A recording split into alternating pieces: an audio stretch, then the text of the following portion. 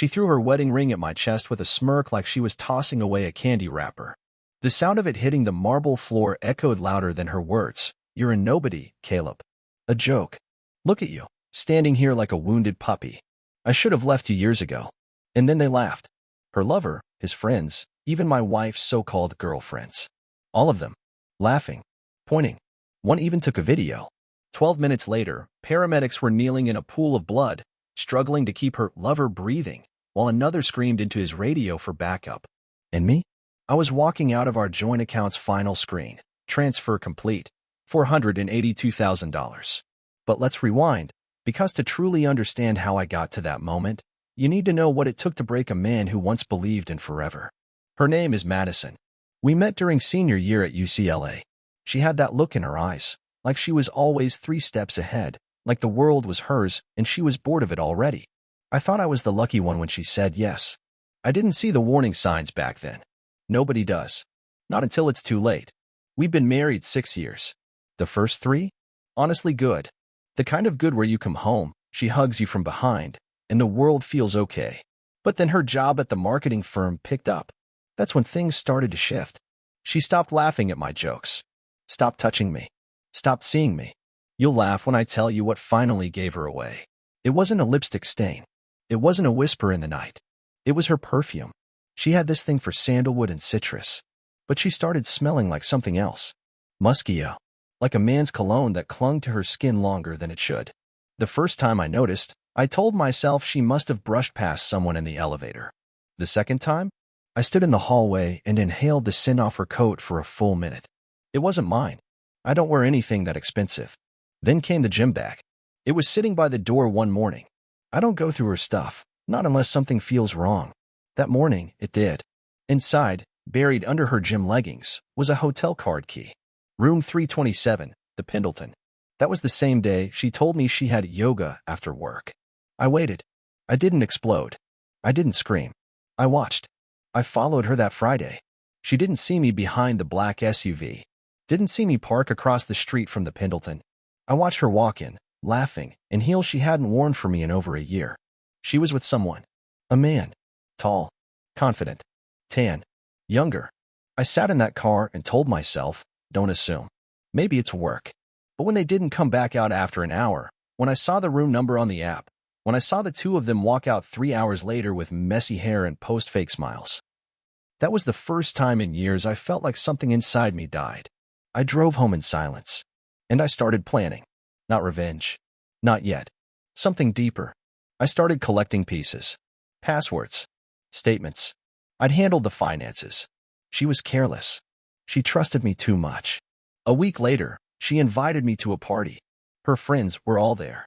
The same women who posted thirst traps for attention and gossiped in DMs all day. I recognized the man instantly, her lover. His name was Derek. Real estate douchebag. Slick hair. Fake tan. That type. That night, she got bold. Maybe the wine. Maybe the fact that I still hadn't confronted her. She stood in the middle of that living room, handed me her ring, and threw it at me like it meant nothing. You think I'm scared of you, Caleb? You think I owe you a damn thing? That's when Derek whispered to her, just do it. And she said it. You're a nobody. A loser. They all know it. Everyone's just been too polite to say it out loud. The laughter followed like thunder. I think one of them even clapped. I didn't say a word. Just stood there, holding the ring like it burned my hand. Then I walked out. 12 minutes later, screams filled the neighborhood. Sirens. Red lights flashing against windows. Broken glass. Shattered egos. And me? I was sitting in my car, watching the last digit of our savings drop into a cold, empty crypto wallet. This was only the beginning. When the police showed up, I was still parked across the street. The flashing lights painted the windshield red and blue, like a siren's lullaby. I didn't move. Didn't blink. Just watched the chaos unfold through the glass like I was watching someone else's nightmare. They didn't notice me. Not at first. All the attention was on the man writhing on the floor, Derek, gasping, blood soaking through his designer shirt. Madison was kneeling beside him, screaming like she cared, her fake nails clawing at his chest like that was going to restart his heart. Her friends? They were too drunk or too stunned to process what was happening. I knew exactly how long the paramedics would take. I had researched response times in our zip code. 10 to 12 minutes. I had 12. and I used every one of them. See, while they were busy drinking and laughing at me, I slipped into the upstairs guest room. Madison's laptop was there, unlocked, as always. She never bothered with passwords around me. I was safe. I was dull. I was invisible. She had the bank tab still open. One click to the joint account. Two-factor authentication? Already logged in. I transferred every last cent into a private account I had opened under a different name 3 weeks ago. Took screenshots. Emailed them to myself. Then I wiped the browsing history and left the laptop just how I found it. By the time I was back outside, Derek was already coughing blood into someone's hands. I watched Madison hold his face, whisper something like, "Don't die on me, baby." I almost laughed. She used to call me that, until she stopped calling me anything at all. A cop came over to knock on my window, but I rolled it down first. "You live here?" he asked. "No, I just watched someone die here." His face twitched. He wasn't ready for that. "I'm gonna need you to step out of the vehicle, sir." I did. Calmly. Quietly. Hands out. I wanted him to see I wasn't running. I had nothing to hide. They took me down to the station. Not in cuffs, not yet. Just questions. What did I see? Why was I parked across from the house? Did I know the victim? I answered like a man who had nothing left to lose. I know him. He's sleeping with my wife. He told her to throw her ring at me tonight in front of a crowd. She did. They all laughed. That's when I left. Then I heard the screaming. They kept me in a holding room for 2 hours. Didn't charge me. Didn't apologize either. Just let me sit there while the clock ticked. When they finally let me go, I walked out into the night with nothing but my phone, my wallet, and the bitter weight of silence. It felt heavier than anger. I checked my balance. The funds were there. Safe. Tucked away. Every dime I had ever earned. Saved. Fought for, now mine again. Madison called 26 times that night. I let everyone ring out. Then she started texting. "Where are you? You ruined everything. He's in surgery because of you. If he dies, you're done. You took the money?" Her last message? "You'll regret this." I stared at it for a long time. Then I typed one word back. No. I didn't regret a thing. What she didn't know, what none of them knew, was that I wasn't even close to finished. This was just chapter 1. Tomorrow, I'd send the photos. The recordings. The screenshots of her little voice notes to Derek about making sure Caleb signs the house over soon. The email she wrote to her lawyer. The prenup she thought I forgot about. I'd found it 2 nights ago in the safe. The one she left open in a hurry. It was still valid. Still ironclad.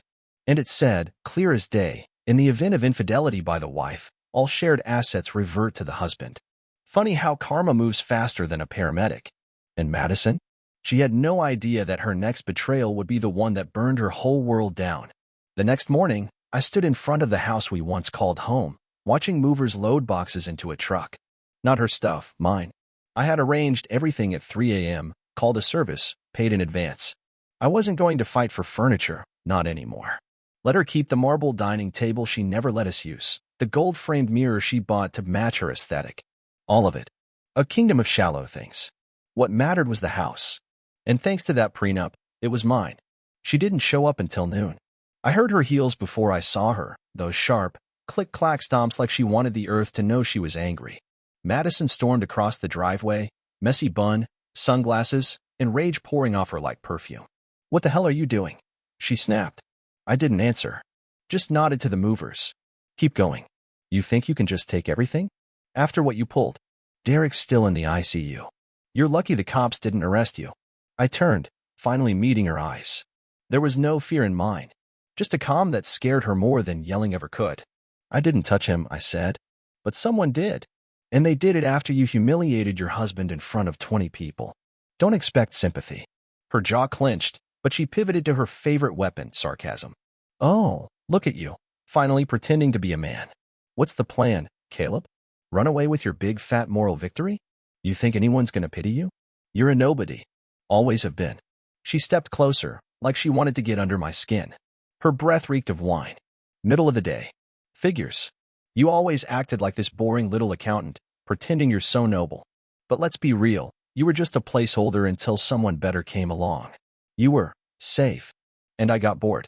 Each word was like acid. She wanted to make me crack. She needed me to yell, to break, to show emotion so she could twist it into another reason why she was the victim. But I didn't give her that. I opened the folder in my hands and handed her a printed sheet. It was the prenup. The clause. Highlighted in yellow. She read it. Laughed. Oh, you think this'll hold up in court? I handed her another paper. My lawyer's email response. It will. She stopped laughing. That's not fair, she said, suddenly smaller. That was years ago. We were different people. Exactly, I said. You were faithful then. Her phone buzzed in her hand. Another call from a hospital. She silenced it. Her fake concern was cracking. Now there was panic. She wasn't used to losing. Not like this. You don't get to destroy me, she hissed. You already destroyed yourself. I'm just letting gravity finish the job. She looked around, noticed one of the movers staring. She put her glasses back on, straightened her spine. This isn't over, Caleb. It is, I said. For you. For me? It just started. Then I turned and walked back inside. Not because I needed to, but because she needed to see me choose peace over her. That was the final blow. By nightfall, she was gone. I got a text from her sister. She's staying with me tonight. You didn't have to be so cruel. I didn't reply. They all knew. No one just accidentally cheats for 6 months. No one accidentally invites their husband to a party just to humiliate him in front of their lover. But the real twist came 3 days later. I got a call from a restricted number. Mr. Callahan? Yes. This is Officer Rhodes. We're following up on an incident that occurred last Saturday night. We'd like to ask you a few more questions. I sighed. Sure. Is Derek pressing charges? A pause. Then, no. He's dead. I didn't breathe for a second. Dead? We're not saying you're a suspect. But someone at the scene mentioned a possible altercation prior to your departure. We'd like your full cooperation. Of course they would. And they'd get it. I had nothing to hide. I didn't touch him. I never laid a finger on the guy. But someone did. And now the game was darker than I'd planned. I hung up and sat in the silence of my new apartment. No furniture yet. Just a laptop, a mattress on the floor, and a black folder with everything she thought I'd never find. She wanted war. She had no idea how far I was willing to take it. The detective came the next morning. Not in uniform, plain clothes, casual, trying to play the good cop routine. He introduced himself as Detective Rhodes, same name from the call. Tall guy, maybe mid-40s, polite voice, but with eyes that looked through you. Mind if we talk inside? He asked. I opened the door wider and let him in. Still no furniture. Just one chair, one lamp, and an unopened bottle of bourbon on the counter. The place looked more like a waiting room than a home. He sat without asking. I won't take much of your time, he said. Just trying to understand the timeline. You were at your wife's gathering last Saturday. Ex-wife, I corrected. And yes, she hasn't filed yet. She will. He nodded slowly, pulling out a small notepad. Witnesses say there was a heated exchange. She threw her wedding ring at you? I smiled bitterly. Yeah, right before she called me a nobody in front of her new boy toy and an audience. And then you left. I did. Did you return? No. I went in my car and watched the circus. He didn't flinch. Several people say Derek received a call shortly after you left. He stepped outside. 10 minutes later, someone found him near the side of the house. Head trauma. Blunt force. Died later that night. I let that hang in the air. I didn't call him, I said. Mind if we check your phone? I handed it over. He looked through the recent calls, messages. His brow arched once, slightly. No communication between you and Derek? None. You mind if we pull location data? I shrugged. You'll see I sat in my car until the paramedics arrived. My dashcam caught it too. His eyes flicked up. Dashcam? I handed him the USB I'd already pulled that morning. I came prepared. Let them try. He leaned back, nodded. All right. You seem like a man with nothing to hide. I have nothing left to lose. He stood. One last thing. Your wife, your ex, claims you were embezzling funds from the joint account. That the money you moved was hers. I laughed once, cold and sharp. She can claim whatever she wants. But that prenup says otherwise. Want a copy? I've seen it. Of course he had. She must have run to the police crying financial abuse after realizing she was broke and Derek was dead. I'm not your guy, I said. Maybe not. He paused at the door. But I don't think this ends with Derek. And then he left. That night, I didn't sleep. Not out of guilt. Not out of fear. I didn't kill Derek, but I wasn't mourning him either. He was just the first to fall. What kept me awake was the plan. Madison thought she could break me publicly and walk away with a new life, richer and freer. But all she did was expose her own rotted core in front of a crowd. I'd been too slow before. I wouldn't make that mistake again. She still had connections, friends, family, allies who believed her lies. So I started breaking them. Quietly. I sent Madison's sister a package the next morning. A flash drive. No return address. Just a handwritten note. Still think she's innocent? On that drive, audio from Madison's phone, one she thought she deleted. Voice memos bragging to her friends about how she manipulated Derek, how she was only with him to make me jealous enough to cave on the house. How she laughed at the idea of Caleb still loving me like a dog. Pathetic. One by one, I sent out those drives. To her boss. To her parents. To the mutual friend who told me to move on. Within days, her phone calls changed. Less anger, more begging. Caleb, we need to talk. Caleb, people are turning on me. What the hell did you do? Please. Just stop. I didn't reply. I was done speaking to her directly. She made her choice when she threw that ring at me and let them all laugh. She thought that moment made her powerful. But humiliation is short-lived. Reputation? That dies slow. The first real crack came from her job. Madison worked at a boutique PR firm. Image was everything there. The kind of place where rumors are currency and perception outranks truth. I knew exactly how to hit it. I emailed a compilation of her private recordings to their HR inbox from a burner address. Nothing illegal. No threats. Just her own words. Her mocking Derek's clients, calling her coworkers overpaid interns with handbags, laughing about exploiting soft men like me for assets. Attached to it all? Screenshots from her work email, the ones where she forwarded confidential decks to her lover, trying to make him look smart in front of investors. Within 48 hours, she was placed on temporary leave. She called 12 times that day. I didn't pick up. She left a voicemail, half threats, half sobbing. You're destroying my life, Caleb. This is sick. You think you're winning? You're just making yourself look insane. No one's ever going to want you after this. She didn't understand yet. This wasn't about winning. I'd already lost everything that mattered. Now it was about making sure she couldn't twist my downfall into her fairy tale. The next domino was her friend Rachel. Rachel had been the loudest laugher that night at the party. The one who filmed the ring toss. The one who screamed, "Tell him, Maddie. Say it louder," when Madison called me a nobody. So I sent Rachel a letter. Inside, a printed transcript from Madison's deleted texts pulled from a backup she didn't know I still had access to. In it, Madison said, "Rachel's man is so easy to lead. I could snap my fingers and he'd be in my bed. Should I test it? Petty?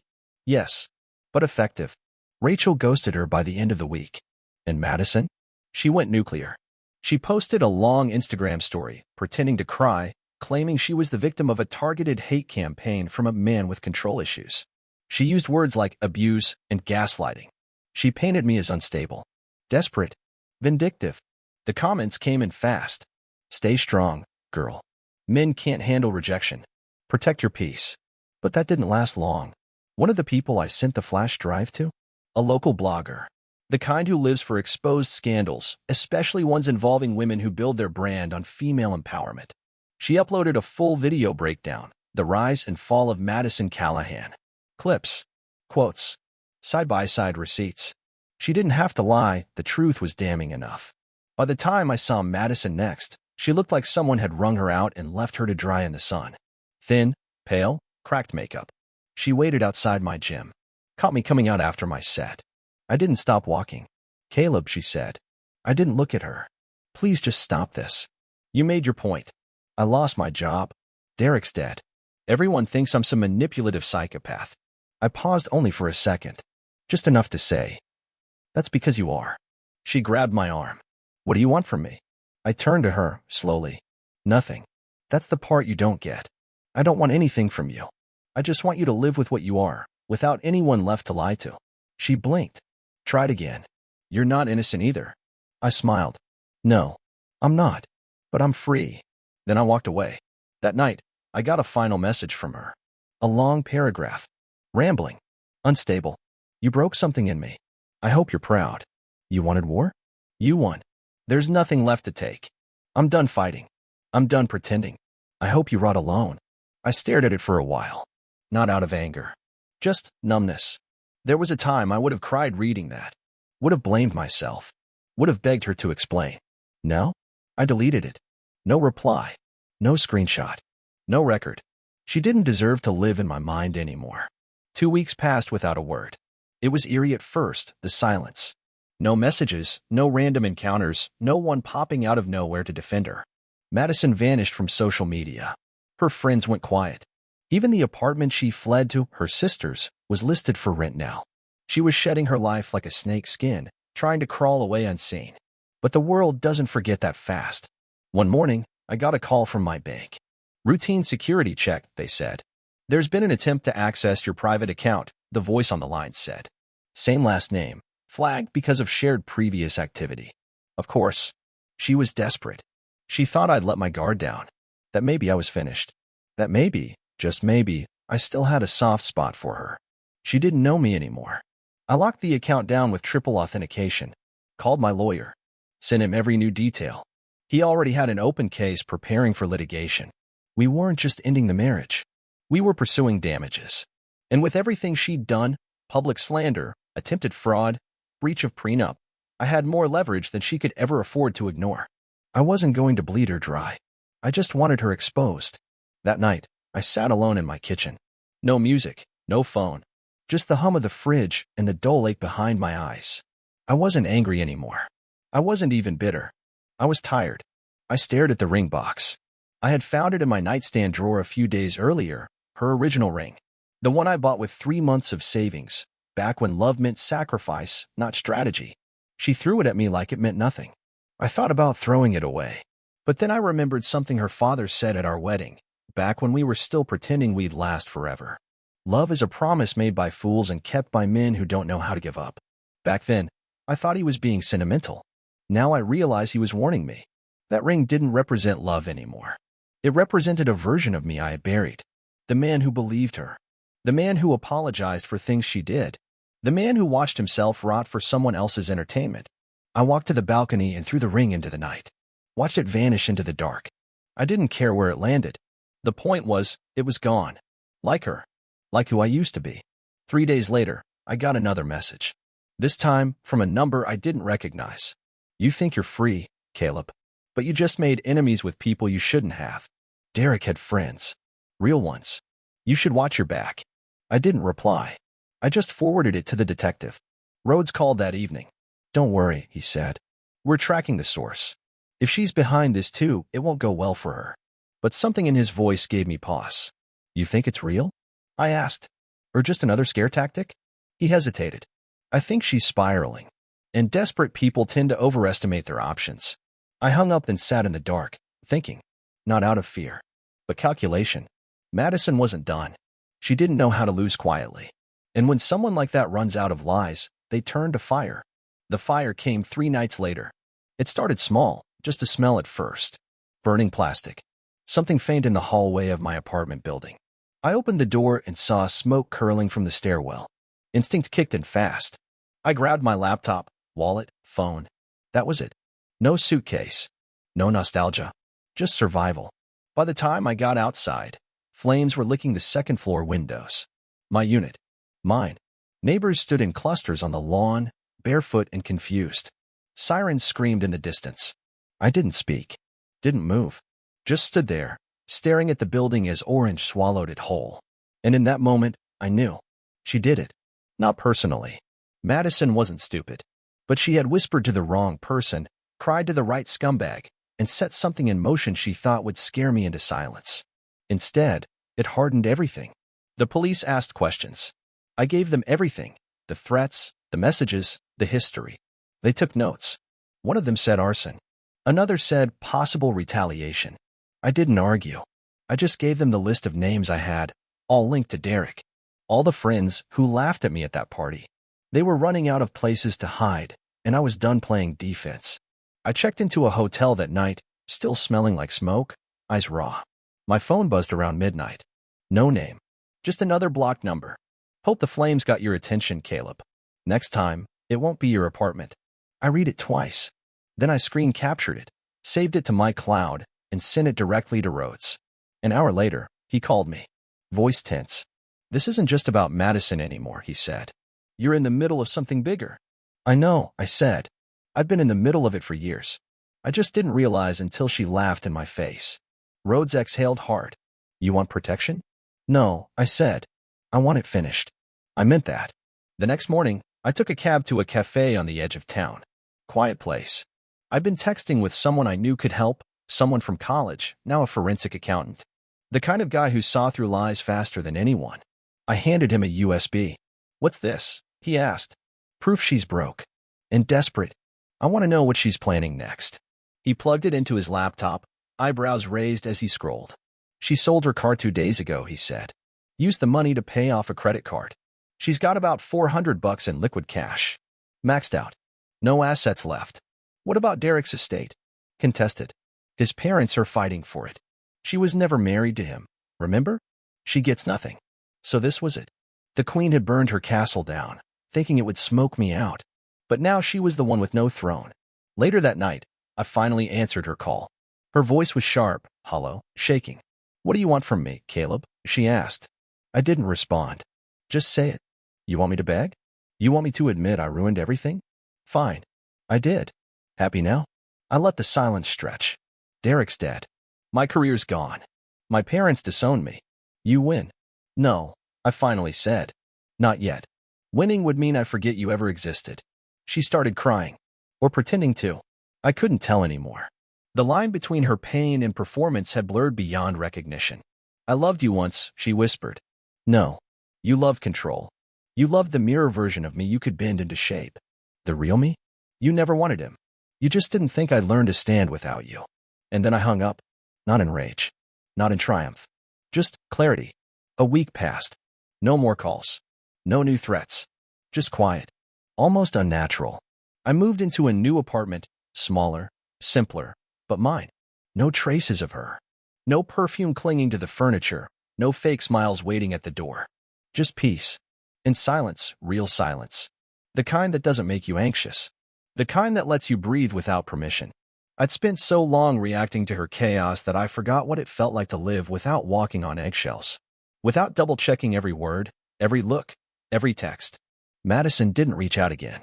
Maybe she finally realized the world she'd built on lies had collapsed. Maybe she found someone else to manipulate. Or maybe, for the first time, she was forced to sit in the wreckage of her own making. I didn't care. I stopped checking her socials. Blocked her number completely. Even deleted the hidden folder where I stored every screenshot, every file, every note from the war she started. I didn't need it anymore. It was over. One night, I found myself walking through a park alone. Not the dramatic kind of walk, not some metaphor for healing. Just a normal walk. Cold air. Quiet thoughts. That was the first moment I realized I wasn't thinking about her. She didn't live in my head anymore. And that, I think, was the real revenge. Not the money. Not the destroyed image. Not the public unraveling. But the fact that I got myself back. The version of me that smiled without second-guessing it. The man who didn't need to justify his pain or water down his instincts. The man she tried to erase with guilt, silence, and shame. He was still here. Older. Smarter. Sharper. And completely done with fairy tales. To anyone reading this or living this. If she mocks you in front of others, throws her ring at you and laughs while clinging to another man's arm, walk away. Quietly. Calmly. Then build the kind of life she'll never be allowed to step into again. Because you don't have to scream to win. Sometimes, walking away is the loudest thing you'll ever do. And if she ever calls again, don't answer. Let the silence do the talking.